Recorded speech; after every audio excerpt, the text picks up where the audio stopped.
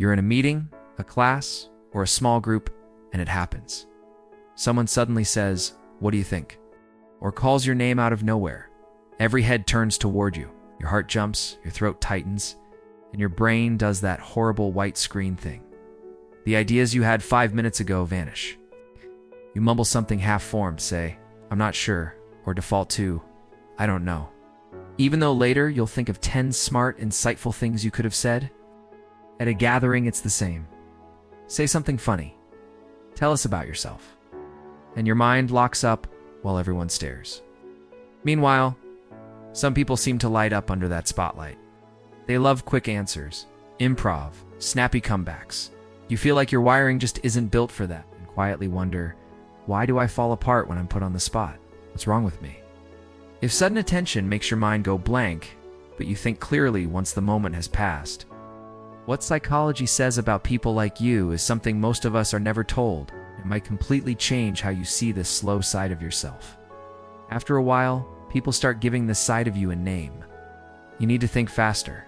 You're too quiet in meetings. You never speak up. Maybe a teacher or boss has, implied you're not leadership material, because you don't jump in with instant opinions. Friends joke. You always think of the good comebacks later and you laugh along. But inside it lands like proof. I'm just bad under pressure. You watch quicker voices dominate the room, while you sit there full of thoughts that never quite make it out in time. On the walk home or in the shower, the perfect response finally appears. Instead of feeling smart, you feel defective. Most people like you stop there and decide something is wrong with them. But that's only because nobody ever explained what kind of mind actually prefers a beat of silence before it speaks. What most people never tell you is that freezing on the spot usually isn't about a lack of intelligence, it's about a different style of intelligence. Psychology talks about two broad modes of thinking: fast, automatic reactions, and slower, more reflective processing. Your brain leans toward the second one. It wants to observe, connect dots, and choose its words carefully. You're wired to turn experiences into considered thoughts, not instant sound bites. On top of that, you're probably highly aware of how you come across. You don't just answer, you're also checking. Will this make sense? Will it hurt someone? Does it sound stupid? That extra layer of self-monitoring makes you more thoughtful in calm moments. But it can jam the signal when all eyes suddenly land on you. So when you're put on the spot, your reflective brain and your sensitive nervous system collide and they freeze. Later, when the spotlight is gone and your body calms down, all the good thoughts return. In the next part, we'll look more closely at what's happening in your brain and nervous system in those few seconds, and why you're quiet. Slower style can actually be an advantage in a world that rewards whoever talks first. Now that you know you're wired to think after the moment, let's zoom in on what's actually happening in those few seconds when someone puts you on the spot. First, there's your processing style, which your brain doesn't like to throw out. The first thing that pops up, it wants to scan the question.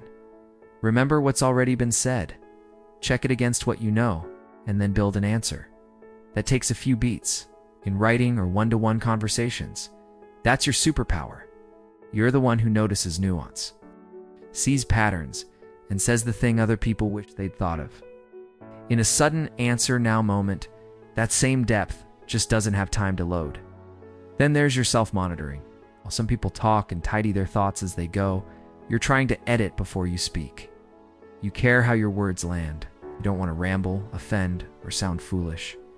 So instead of one simple task answering, you're doing two at once, answering and evaluating. Under pressure, that double tasking can turn into silence. And layered over all of this is your nervous system's response to the spotlight. Being singled out, names called, eyes on you can trigger a mini fight or flight surge. Heart rate jumps, muscles tense. And the part of your brain that strings words together smoothly, the verbal part, gets less access to blood and oxygen for a moment. That's the white screen feeling. It's not that nothing is there. It's that your access to it is temporarily jammed. Later, when the spotlight is gone and your body has dialed back down, your reflective brain and your language skills come back online, and suddenly you can see exactly what you wish you'd said. Most people just see you stumble in those few seconds. They don't see the deep processing, the double checking, and the nervous system spike your mind is juggling all at once. The next step is figuring out, How to treat that part of you as an ally to work with, not a flaw to beat into silence. This is where it gets important. Your reflective, slow-to-speak style is a real strength. It makes you less impulsive, more accurate, more considerate.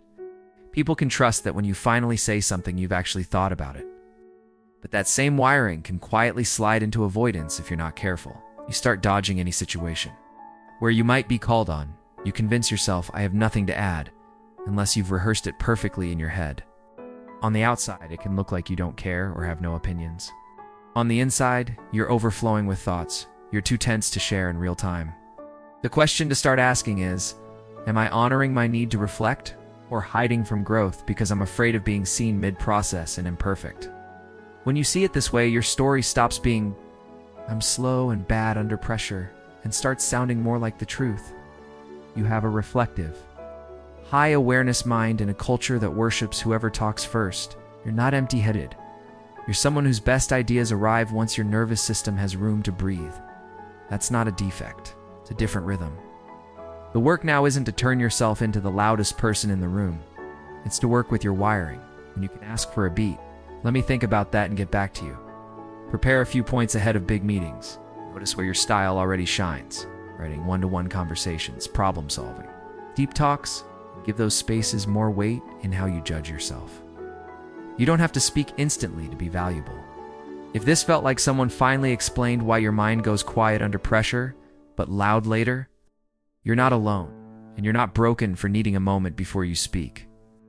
Subscribe and stay close if you want more videos that decode traits like this without shaming you. And tell me in the comments if you're the think now, talk later type.